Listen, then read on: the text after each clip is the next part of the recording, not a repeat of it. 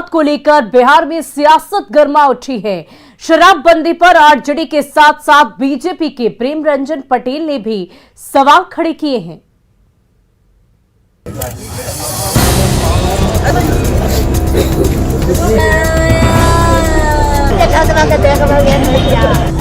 मातम की ये तस्वीरें नालंदा के सोहसराय थाना क्षेत्र के छोटी पहाड़ी की हैं। सुबह से अब तक एक एक कर कई लोगों की मौत हो चुकी है। घर वालों का कहना है कि मरने वालों ने शराब पी रखी थी। संदिग्ध परिस्थितियों में मरने वालों की संख्या जैसे जैसे बढ़ती जा रही है, वैसे जाड़े के इस मौसम में बिहार का सियासी तापमान चढ़ता जा रहा है। और कितने लोगों की जान ये सरकार लेगी? आदरणीय मुख्यमंत्री नीतीश कुमार जी बताएं कि सारा फोकस सरकार का सारा सिस्टम, सारे अधिकारी पदाधिकारी शराबबंदी में लगे हुए हैं। इसके बाद भी शराबबंदी कानून पूरी तरह से फेल है। संदिग्ध परिस्थितियों में हो रही इन मौतों ने आरजेडी को शराबबंदी पर सवाल उठाने का मौका दे दिया। लेकिन बड़ी बात है कि अब तो बीजेपी प्रवक्ता प्रेम रंजन पटेल ने भी शराबबंदी की समीक्षा की मांग कर दी है। शराब का लगातार जो है से शराबबंदी के बावजूद बिक्री हो रही है।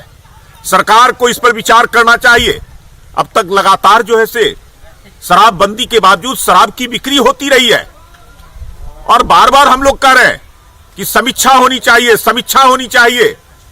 कहीं ना कहीं कुछ त्रुटियां हैं उसमें और उन त्रुटियों के कारण ही शराब की बिक्री हो रही है। वहीं डिप्टी सीएम तारकिशोर प्रसाद ने नालंदा के सोहसराय में हुई इन मौतों पर दुख जताया है। डिप्टी सीएम ने कहा कि लगातार अभियान चल रहा है, इस मामले में भी जांच के बाद कार्रवाई की जाएगी।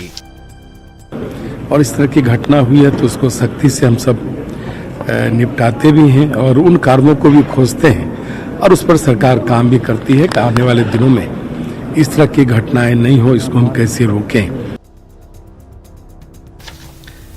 शराबबंदी को लेकर सरकार ने कई कड़े कदम उठाए हैं। शराब माफियाओं के खिलाफ लगातार कार्रवाइयां हो रही हैं। बावजूद इसके कुछ घटनाओं का हो जाना निश्चित रूप से चिंता की बात है। लेकिन सवाल है कि कुछ नेता शराबबंदी की क्यों चाहते हैं समीक्षा?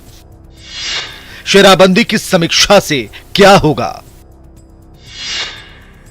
क्या शराब पीने की छूट मिलने से मौतें नहीं होंगी? अगर शराब पीने की छूट मिलने के बाद भी मौतें होती हैं तो कौन जिम्मेवार होगा? क्या विपक्ष लेगा मौतों की जिम्मेवारी? अगर नहीं तो फिर बार बार शराबबंदी की समीक्षा की मांग क्यों की जाती है? न्यूज़ 18 के लिए पटना से रवि एस नारायण और शैलेंद्र की रिपोर्ट।